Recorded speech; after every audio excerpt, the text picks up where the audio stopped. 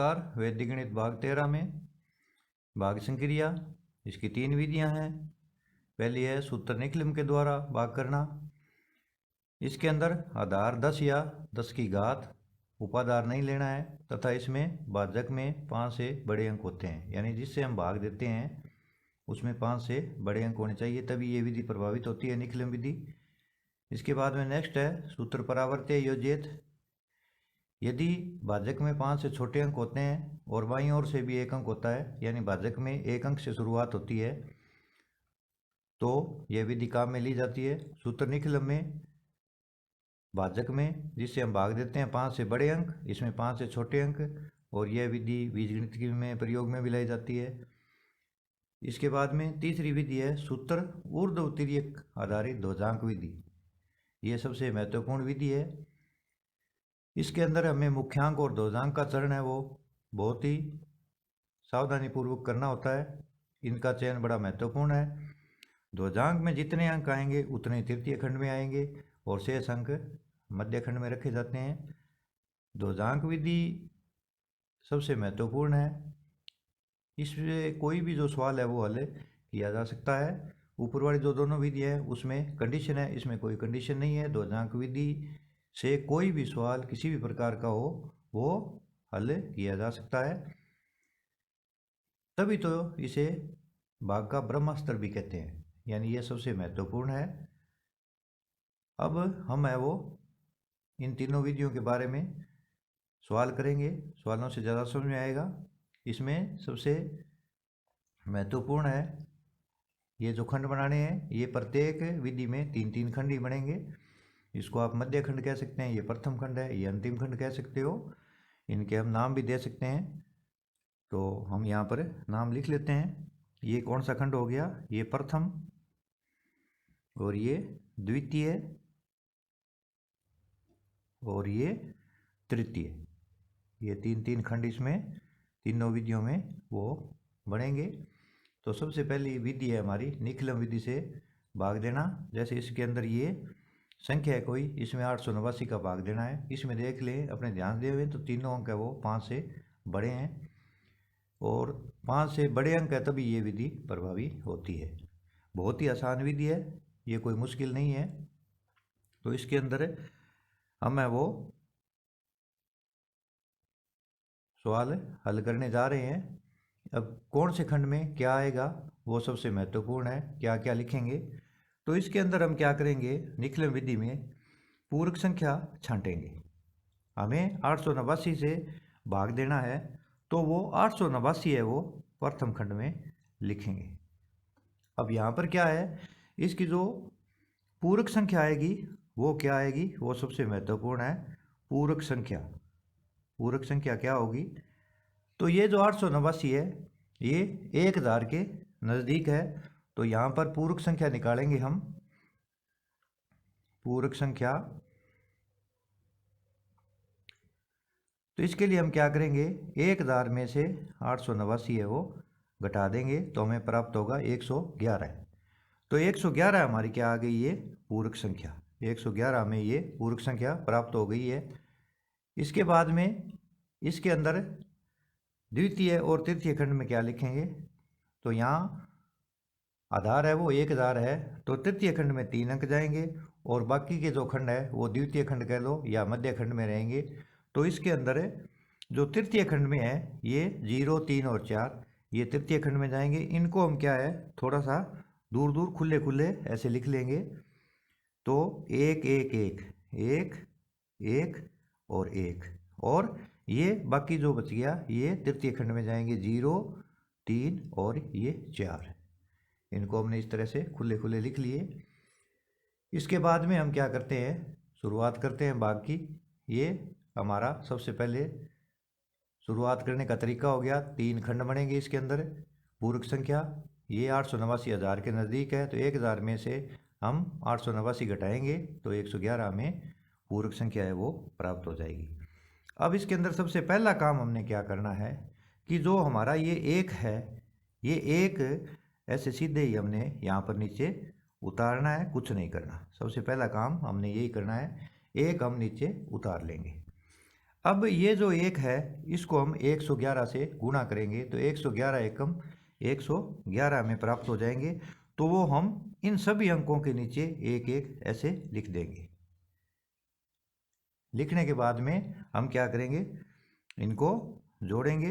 तो ये एक और एक क्या हो गए हमारे, दो हो गए। यानी अब ये जो कॉलम है इसका भी काम है वो हो गया है। अब यहाँ पर हमें क्या प्राप्त हुआ, भागफल में 2 प्राप्त हुआ। इस 2 को क्या करेंगे, फिर हम 111 से गुणा करेंगे। तो 111 दूनी कितने हो जाएंगे हमारे, 222।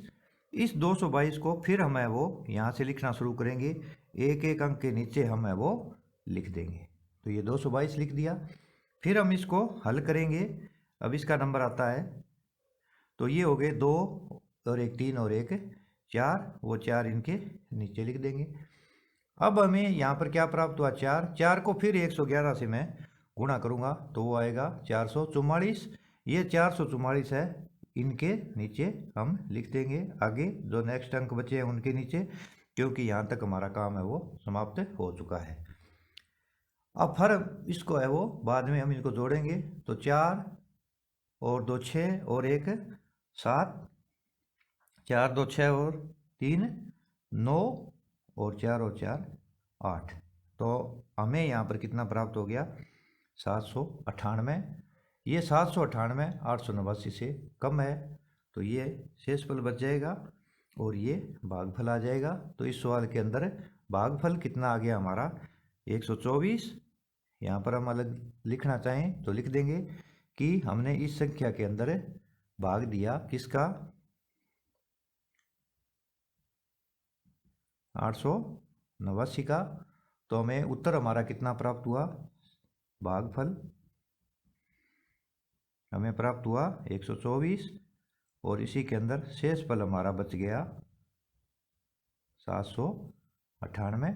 तो ये हमें अंतिम उत्तर है वो प्राप्त हो जाएगा।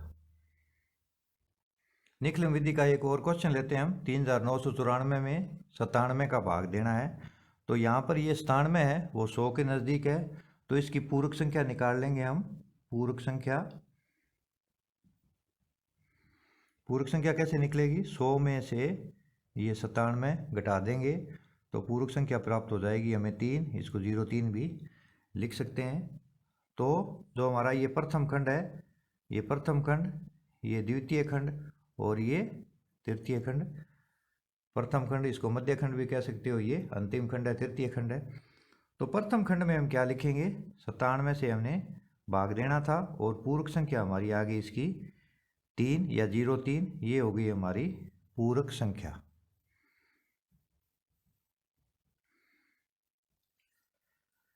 अब हम क्या करेंगे, यहाँ पर आधार 100 है, 100 में 2 जीरो है, तो तृतीय खंड में हम 2 अंक रखेंगे और मध्य खंड में बाकी बचे हुए। तो ये हम 3 और 9 ये तो हमारे मध्य खंड में आ जाएंगे और 2 अंक जो बचे हुए हैं वो आ जाएंगे हमारे तृतीय खंड में। अब हम भाग की प्रक्रिया है वो शुरू करते हैं। तो इसके हमें ये 3 है, तो सबसे पहले हमने काम क्या करना है कि ये जो अंक है वो तो हमारा अंक नीचे उतारना ही उतारना है, जैसे हमने पहले वाले सवाल में उतारा था। अब ये 3 आ गया, 3 को मैं 03 से गुणा करूँगा तो ये हो जाएगा 09, क्योंकि आधार 100 है हमारा, तब इसको 03 लेंगे हम। आधार 10 होता तो एक ही अंक लेते। तो 03 को 3 से गुणा किया 09, तो मैं 09 के इसके नीचे और ये आगे वाला 9 जो हमारा 3 को 03 से गुणा किया तो 09 आया, एक के अंक के नीचे एक एक अंक लिख देता हूँ मैं। इसके बाद में वही काम, ये 9 में 0 जोड़ देंगे तो कितना हो गया 9। अब हमारे पास यहाँ पर प्राप्त हो गया 9। 9 को मैं 03 से गुणा करूँगा तो हमें प्राप्त होगा 9 तिये 27। वो भी मैं यहाँ पर इनके एक एक अंक के नीचे लिख देता हूँ ऐसे 27। अब हम इसको हल करेंगे तो 9 जोड़ लेंगे इसको, 7 और 4 11 का एक का आंसर आई 1, 9 और 1 10, 9 19 और 2 21। अब क्या हुआ, हमें 211 हमारा शेषफल में आ रहा है जो कि ज़्यादा है, क्योंकि भाग हमें 97 से देना है। तो यहाँ पर 97 को मैं अगर 2 से गुणा कर देता हूँ तो 97 दूने हो जाते हैं 194। ये 194 तो इसमें से घटा देंगे, ठीक है। और हमारा भाग कितनी बार गया, इसमें हमने गुणा कितनी बार किया 97 का, 2 बार किया, यानी 2 बार 211 में भाग देंगे तो 194 आएगा। तो ये 2 है वो मैं इसमें प्लस करूँगा क्योंकि 2 बार दिया है। अब इसके अंदर क्या करेंगे, हमें वो हल कर लेंगे आगे। तो ये तो हो जाएंगे 9 और 2 11 और 3 और 1 4, 41, 39 और 2 41 हो गए हमारे। और इसमें से मैं घटा दूंगा तो 11 में से 4 गया 7 और 10 में से 9 गया 1, तो हमें अंतिम उत्तर प्राप्त हो जाएगा। इसलिए भागफल हमारा आ गया इसमें 41 और शेषफल आ गया हमारा इसमें कितना 17। ये हमारा अंतिम उत्तर है वो प्राप्त हो जाएगा। इसके बाद में हम नेक्स्ट विधि करते हैं, सूत्र परावर्त्य योज्यता द्वारा भाग ज्ञात करना। ये दूसरी विधि है। इसमें भी क्या करेंगे, हमारे वो 3 खंड हमने बनाने हैं, ये पहला, ये दूसरा और ये तीसरा। अंतिम खंड, मध्य खंड, प्रथम खंड, इनको आप कैसे इनाम इनको दे सकते हो। अब ये विधि में कौन सा प्रथम खंड में लिखना है, कौन सा द्वितीय में लिखना है और कौन सा तृतीय खंड में लिखना है। तो यहाँ पर क्या है, हमें भाग देना है 131 से। तो इसके अंदर है हमें थोड़ी सी वो निकलन विधि से अलग टाइप का है ये सवाल भी। इसमें प्रथम खंड में क्या आएगा, द्वितीय में क्या आएगा, तृतीय में क्या आएगा। इन तीनों खंडों में सबसे महत्वपूर्ण है भी किस तरह से हमने लिखना है, क्या क्या लिखना है, वो सावधानी पूर्वक हमें याद रखना पड़ेगा। तो इसके अंदर प्रथम खंड में भाजक कितना है हमारा 131, विचलन कितना आएगा इसका 31 क्योंकि ये 100 से ज़्यादा है। और परावर्तित अंक, इसका नाम ही है परावर्त्य योज्यता। तो परावर्तित अंक हमारे वो क्या हो जाएंगे -3 और -1, ये हमारे परावर्तित अंक हो जाएंगे। यानी 3 और 1 को यहाँ माइनस में लिख सकते हैं, अपने परावर्तित कर लिए हमने। और कई बार क्या है, कई बुक्स में या किताबों में 3 के ऊपर भी ऐसे निशान लगा करके, लाइन लगा करके हम इनको दर्शा सकते हैं। ये अंक है वो माइनस में माने जाएंगे। परावर्तित हमने इसमें कर लिए। अब मध्य खंड में क्या आएगा और तृतीय खंड में क्या आएगा, तो यहाँ पर भी आधार 100 है, तो तृतीय खंड में केवल 85 आएगा और मध्य खंड में 133 आएगा। तो मध्य खंड के अंदर हम ये लिख सकते हैं 1 3 3 और तृतीय खंड में लिख लेंगे हम 8 और 5। अब हमें वो भाग की प्रक्रिया शुरू करते हैं। तो यहाँ पर हमने क्या करना है कि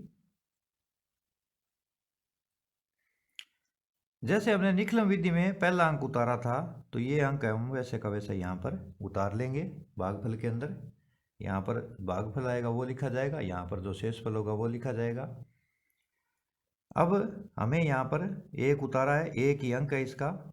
इसमें भी ज़्यादातर क्या है, अंकों की शुरुआत भाजक में 1 अंक से ही होती है। अब हम इसको इससे गुणा करेंगे, तो ये -3 को 1 से किया, फिर -1 को 1 से किया, तो 1 से गुणा करने पर वही रकम आती है। तो हम इनको क्रमानुसार इनके नीचे यहाँ पर -3 और यहाँ पर -1 लिख देते हैं। अब हम इसको जब हल करते हैं तो ये 3 प्लस का है और ये 3 माइनस का है, तो हमें कितना प्राप्त हुआ, 0 प्राप्त हो गया। यानी ये भी हमारा हल हो गया। इसके बाद में क्या करेंगे कि यहाँ पर इस 0 को इन दोनों से फिर मैं गुणा करूँगा, तो हमें क्या प्राप्त होगा, यहाँ पर 0 और 1 0, ये आगे आ जाएगा हमारा, वो लिख देंगे। और फिर इसको जब हल करेंगे तो ये 3 प्लस का है 1 माइनस का है, तो हमें कितना प्राप्त हो जाएगा, यहाँ पर 2। अब इस 2 को फिर मैं इससे गुणा करूँगा, तो ये हो जाएगा 2 3 6 और 2 एकम 2, यानी ये 6 तो हो जाएगा माइनस का और 2 हो जाएगा माइनस का। अब हम तीसरे खंड में पहुँच चुके हैं। तो अब शेष बचेगा हमारा, तो ये 8 प्लस के हैं 6 माइनस के हैं, तो 2 प्लस के ज़्यादा हो गए, 5 प्लस के हैं, 2 माइनस के हैं, तो यहाँ पर 3 प्लस के ज़्यादा हो गए।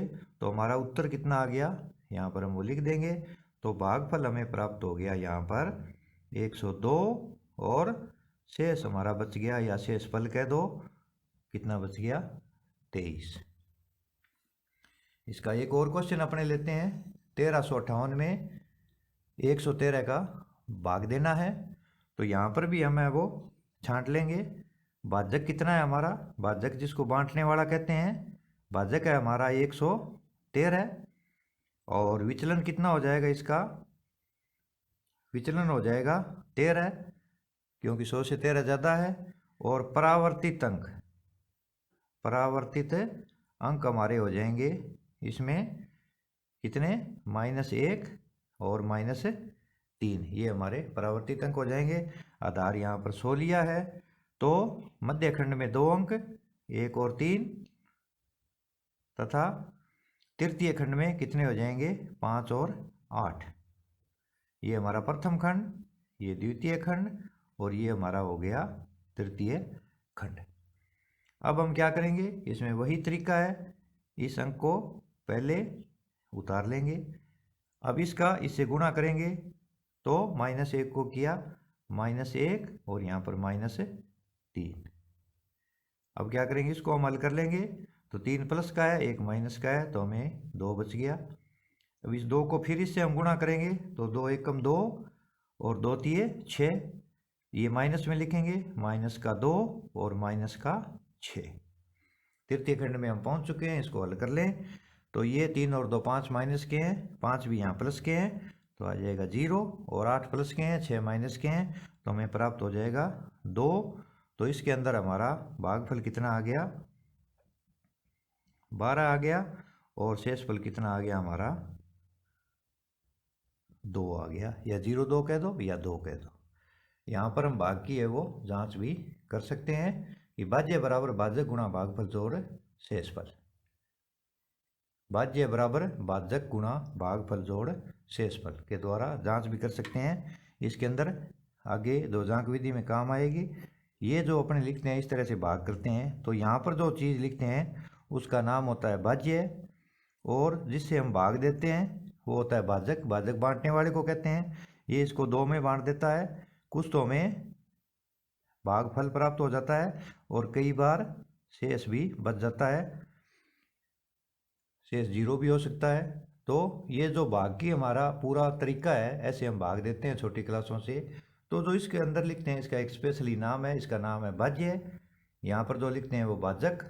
यहाँ पर हमें हमारे भाग में जो फल है वो फल प्राप्त होता है भागफल, और कई बार है वो भागफल पूर्ण नहीं प्राप्त होकर के शेष भी बच जाता है हमें कुछ शेषफल।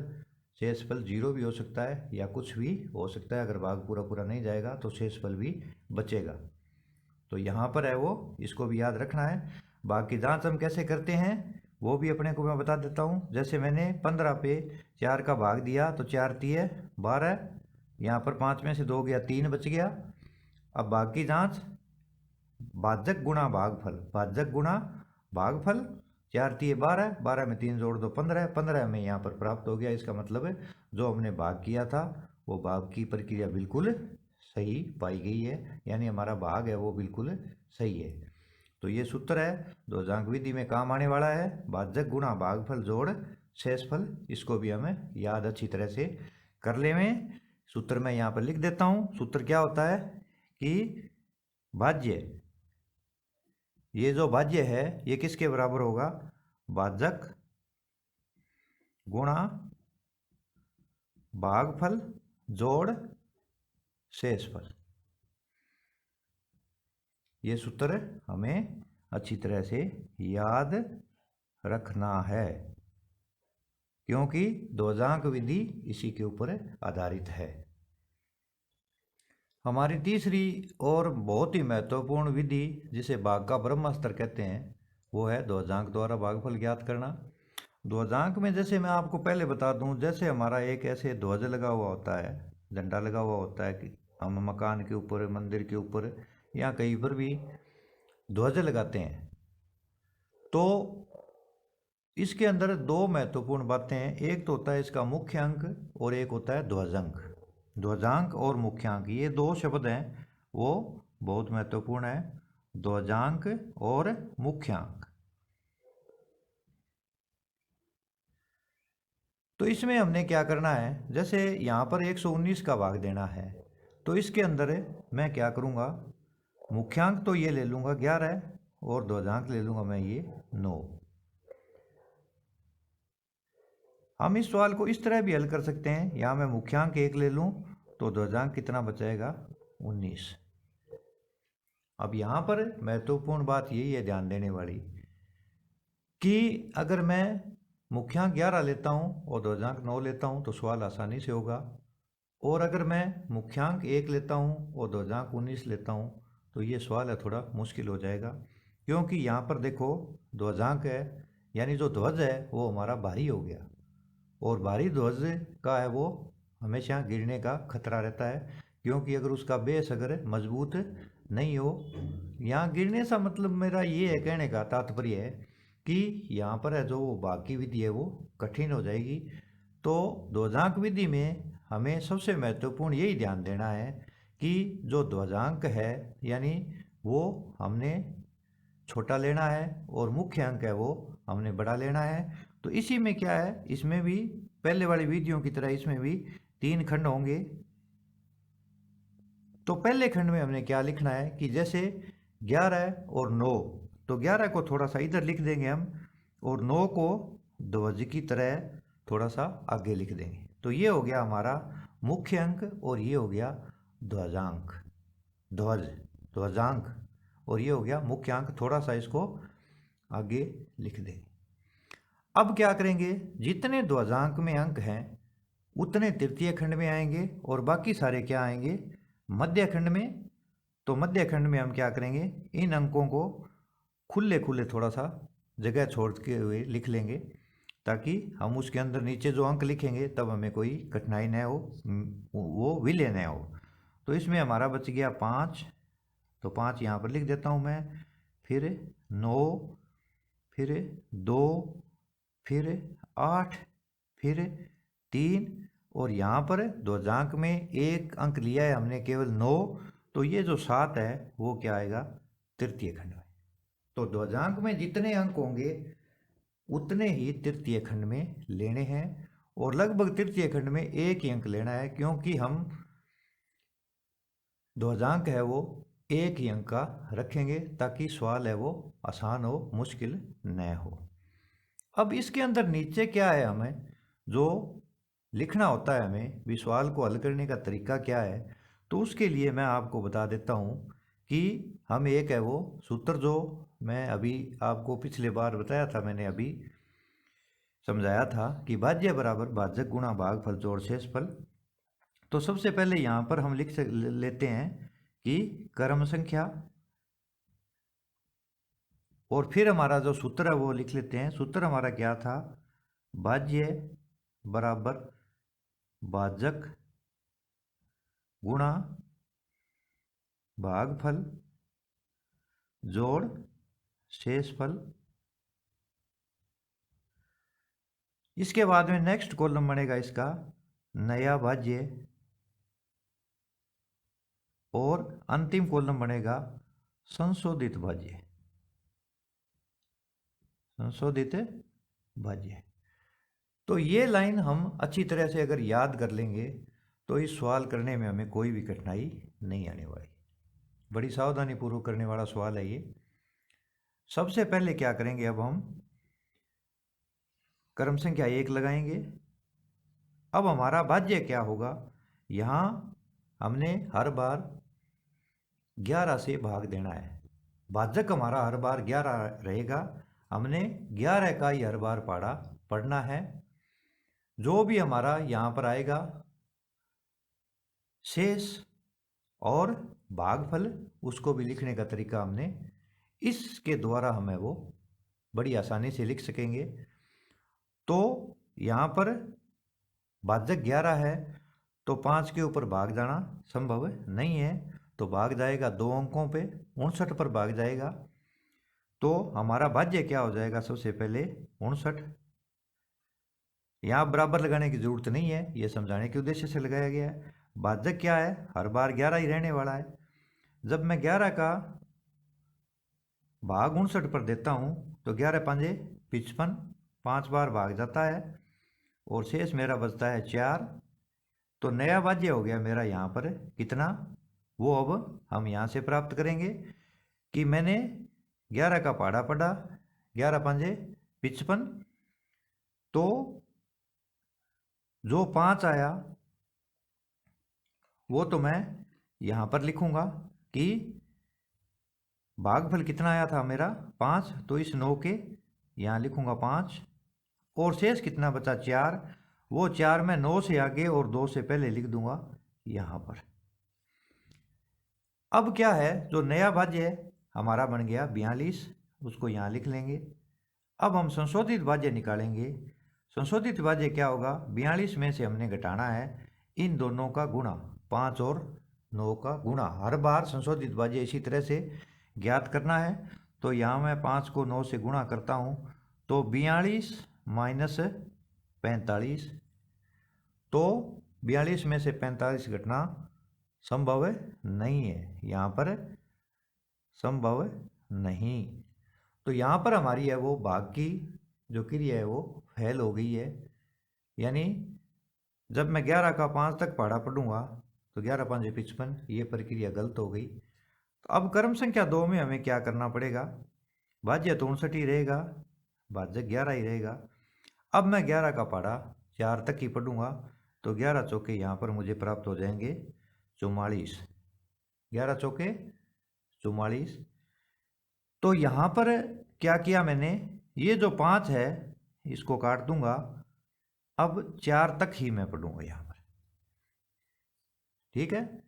तो 11 चौके 44, 59 में से जब मैं 44 घटाऊंगा तो कितना प्राप्त होगा, 15। 44 10 54 और 5 59। ये जो 15 है ये अब मैं क्या करूँगा, यहाँ पर इस 4 को मेरे को काटना पड़ेगा क्योंकि प्रक्रिया गलत हो गई और यहाँ पर मैं लिखूँगा 15। अब नया भाज्य जो हमारा ऊपर 42 बना था उसकी जगह नया भाज्य हमें प्राप्त हो जाएगा 152। अब 152 में से क्या घटाना है, पहले घटाया था मैंने 5 को 9 से गुणा करके, अब मैं 4 को 9 से गुणा करके इसमें से घटाऊंगा। तो 152 माइनस 4 निमे 36। अब 152 में से 36 घटाऊंगा तो 12 में से 6 गया 6 और 4 में से 3 गया 1 और ये 116 हमें प्राप्त हो जाएगा। अब ये 116 है वो हमारा क्या बन जाएगा, नया भाज्य जो है, जो संशोधित भाज्य है हमारा, वो यहाँ पर हमें भाज्य लिखना पड़ेगा 116। जो लास्ट वाला स्टेप है, जो संशोधित भाज्य है वो हमारा यहाँ पर नया भाज्य बन जाता है। इसके ऊपर भी मुझे कितने का भाग देना पड़ेगा, 11 का। जब मैं 11 का भाग देता हूँ यहाँ पर तो 11 दाई 110 है, 10 का नहीं देना हमने भाग, केवल 9 तक ही देना है यहाँ पर भाग। तो 11 निमे 99 और 100 यहाँ पर बच गया, शेषफल 17 है। अब मैंने भाग कितनी बार दिया, 9 बार, क्योंकि 10 का भाग हमने नहीं देना है। अब यहाँ पर 9 का पड़ा, ये 11 निमे 99 9 तक पड़ा, तो भागफल तो मेरा आ गया यहाँ पर 9, तो 9 मैं यहाँ लिख देता हूँ और शेषफल बचा 17 है वो यहाँ पर लिख देते हैं 8 से पहले। अब ये बन गई संख्या, नया भाज्य बन गया 178। संशोधित भाज्य 178 में से घटाना है कितना, 9 निमे 81, यानी 9 को 9 से गुणा करके, तो ये 178 में से 81 हम घटाएंगे तब बचेगा 8 में से 1 गया 7 और 17 में से 8 गया 9, 97। अब ये 97 क्रम संख्या 4 पर हमारा भाज्य बन जाएगा। भाजक हमारा हर बार जैसे मैं आपको बता रहा हूँ 11 ही रहेगा। अब मैं फिर 11 का पहाड़ा पढ़ूंगा यहाँ पर, तो क्या करेंगे यहाँ पर 11 आठी 88, 11 निमे 99 बड़ा हो जाता है, तो 11 आठी 88, और यहाँ पर शेष मेरा बच जाएगा कितना 97 में से 88 घटाऊंगा तो शेष बचेगा 9। 88 89 90 और 7 97, 9 शेष बच गया। भागफल कितना आया था 8, उस 8 को यहाँ पर लिख देंगे, और जो ये 9 है इसको मैं 3 से थोड़ा पहले लिख दूंगा। अब हमारा बन गया ये 93, नया भाज्य 93 बन गया। 93 में से मैं क्या घटाऊंगा 8 निमे 72, 8 और 9 का गुणा, 8 और 9 का गुणा, तो ये हो गया 93 माइनस 72, तो ये बच गए हमारे 3 में से 2 गया 1, 21, 9 में से 7 गया 2, 21 बच गए। ये 21 हमारा क्या हो गया यहाँ पर फिर भाज्य बन गया, भाजक हमारा 11 ही है। अब 11 दूनी 22 बड़े हो जाते हैं, तो 11 एकम 11, और यहाँ पर बच गया 10, तो ये भागफल 1 मैं यहाँ पर लिख दूंगा, और जो 10 बचा है वो मैं यहाँ पर लिख दूंगा। तो नया भाज्य कितना हो गया 107। हम तृतीय खंड में पहुंच चुके हैं। अब संशोधित भाज्य के लिए क्या करूंगा मैं 107 में से ये 1 गुणा 9 घटाऊंगा, 1 गुणा 9, तो 107 में से 9 एकम 9, तो कितना बच गया 98। तो ये हमारा 98 जो बचा है वो मैं यहाँ पर लिख दूंगा। 98 119 से कम है, तो ये हमारा अंतिम उत्तर या अंतिम शेषफल है वो हमें प्राप्त हो गया। तो इस सवाल के अंदर कितना आया भागफल, तो हमें प्राप्त हुआ 4981, और शेषफल हमारा रहा 98। तो ये हमें हमारा उत्तर है वो प्राप्त हो जाएगा। एक और क्वेश्चन लेते हैं हम। 58,764 में 59 का भाग देना है, तो 5 को मैं यहाँ लिख लेता हूँ, और 9 को ऐसे ध्वज की तरह थोड़ा सा हट करके लिख देता हूँ, क्योंकि ध्वज है वो इस तरह से लगा हुआ होता है।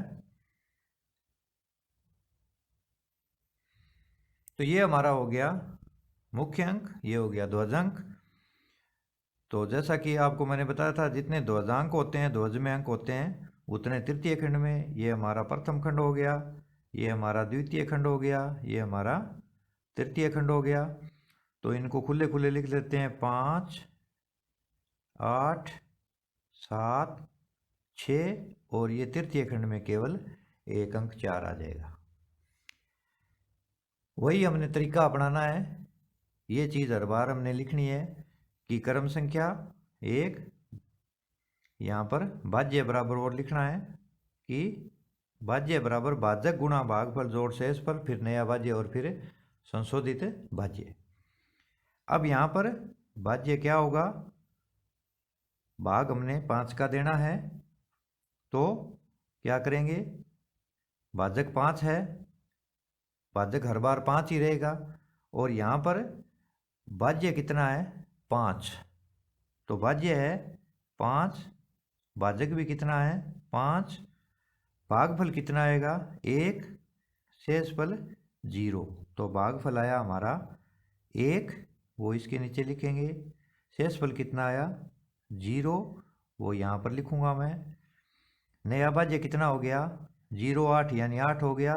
संशोधित भाज्य क्या होगा, 8 में से कितना घटाऊंगा 9 एकम 9, 1 गुणा 9, तो 8 में से 9 घटाएंगे, तो ये क्या हो गया, हमारी भाग की प्रक्रिया है वो गलत हो गई, ये संभव नहीं है, संभव नहीं है।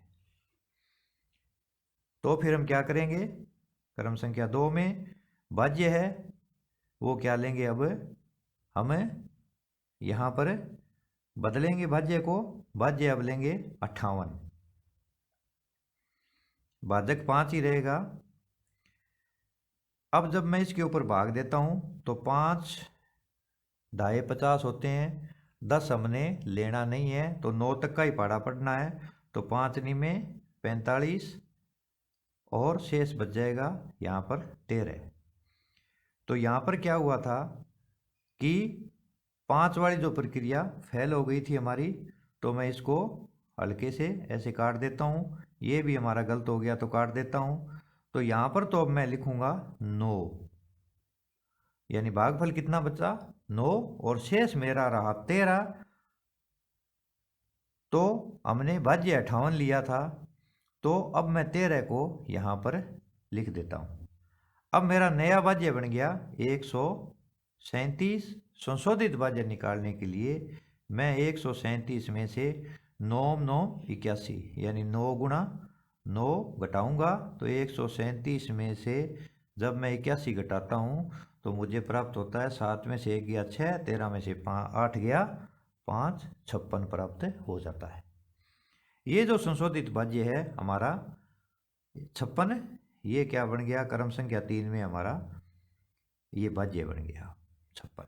56 में फिर भाजक 5 है, 5 का भाग देना है। यहाँ पर भी क्या करेंगे 5 दाए 50 जो कि गलत हो जाएगा, तो 9 तक पाड़ा पड़ेंगे। 5 नी में 45 और 10 55 और 1 56, शेष बचेगा 11। तो यहाँ पर क्या करेंगे ये 9 फिर मैं यहाँ पर लिख देता हूँ क्योंकि यहाँ तक भाग हो चुका है, और जो 11 शेष बचेगा उसको मैं 6 से थोड़ा पहले ऐसे लिख देता हूँ। तो नया भाज्य मेरा बन गया, अब अपना बन गया 116। अब 116 में से क्या घटाएंगे हमें 9 का, फिर 9 से गुणा करना पड़ गया हमें क्योंकि 9 ही है भागफल। तो 116 में से फिर 9 में 81 घटाया तो हमारा बच गया 6 में से 1 गया 5, और यहाँ पर 11 में से 8 गए 3, 35। ये संशोधित भाज्य। फिर हमारा क्या बन गया यहाँ पर भाज्य बन गया कितना 35, भाजक कितना है 5। ये भाज्य ऊपर लिखा हुआ है, भाज्य बराबर भाजक गुणा भागफल जोड़ शेषफल, नया भाज्य संशोधित भाज्य। इसको हमें अच्छी तरह से याद रखना है। अब मैं 5 भाजक है और भाज्य है 35, तो यहाँ पर क्या करेंगे फिर पाड़ा पढ़ेंगे हम। तो देखो मैं अगर 5 साते 35 करता हूँ तो कुछ नहीं बचेगा, यहाँ पर फिर है वो गड़बड़ हो जाएगी, सवाल है वो गलत हो जाएगा। पूरा पूरा भाग दे देंगे तो भाग प्रक्रिया यहीं समाप्त हो जाएगी, जो कि गलत है। तो मैं इसको एक कम तक 5 छिके 30 तक पढ़ता हूँ और 5 शेष यहाँ पर मैं बचाऊँगा। तो 6 तो बच गया भागफल, वो मैं यहाँ लिख दूंगा, और जो शेषफल 5 बचा है उसको मैं 4 से थोड़ा पहले यहाँ नीचे लिख दूंगा। अब नया भाज्य क्या बन गया मेरा 54। संशोधित भाज्य क्या होगा 54 में से क्या घटाएंगे ये इन दोनों का गुणा, किसका 6 और 9 का गुणा। तो 54 माइनस ये भी 6 में क्या हो गए 54, कितना आ गया 0। तो यहाँ पर है वो भाग की प्रक्रिया पूर्ण हो गई, यानी अंतिम 54 में से हमने क्या घटाया 54, तो क्या हो गया 0। तो यहाँ पर हमें उत्तर प्राप्त कितना हो गया भागफल, तो हमारा आ गया है 9 9 6 996, तथा शेषफल यहाँ पर क्या बचा कुछ भी नहीं बचा, शेषफल हमें 0 प्राप्त हो गया है। तो यहाँ ध्वजांक विधि के अंदर ये दोनों सवाल है वो मैंने कठिन समझाए हैं, आसान सवाल है वो बिल्कुल आसानी से हो जाएंगे। यहाँ पर हमें ये ध्यान देना है कि एक तो इस कॉलम में कभी भी 10 तक का भाग नहीं लेना है, और एक जब हमारे भाग की प्रक्रिया फेल हो जाती है यानी घटाना संभव नहीं हो, तब हम क्या करेंगे शेष है वो बचाने की कोशिश करेंगे। यहाँ पर 5 पे अकेले से काम नहीं चला, तब हमने क्या किया ये दोनों संख्याएं 58 हमें लेनी पड़ी। वैसे तो 5 पर 5 का भाग जाता है, परंतु जो कि संभव नहीं हुआ। जब यहाँ पर भाग की प्रक्रिया फेल हो जाती है तब हम क्या करते हैं उससे एक कम लेते हैं, या शुरुआत में ही यहाँ पर 2 संख्याओं का चयन करना जरूरी होता है। इस बात का है हमें विशेष ध्यान रखना है। अगर हम ये टेबल बना करके इस तरह से हम प्रक्रिया को सवाल करने की प्रक्रिया अपनाएंगे तो गलती होने की संभावना है वो बिल्कुल नहीं रहेगी और हम सवालों को अच्छी तरह से कर सकते हैं। अभ्यास बहुत ज़रूरी है।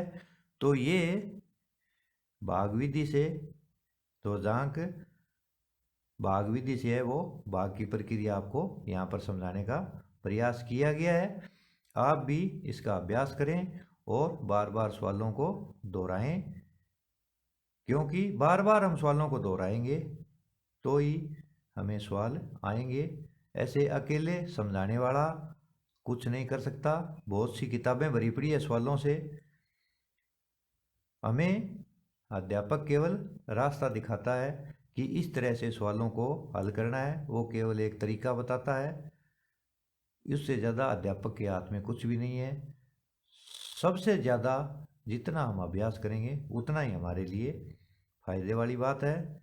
तो वैदिक गणित से संबंधित जो भी आपके भाग है वो यहाँ तक है वो जारी किए जा चुके हैं। आगे नेक्स्ट है वो वीडियो जिस भी विषय टॉपिक से संबंधित बनाए जाएंगे उसके बारे में भी आपको सूचित किया जाएगा, वीडियो डाले जाएंगे। और यहाँ पर आप एक बात ध्यान में रखें, आप ये सर्च भी कर सकते हैं चैनल के ऊपर कि HETRAMSIHAG,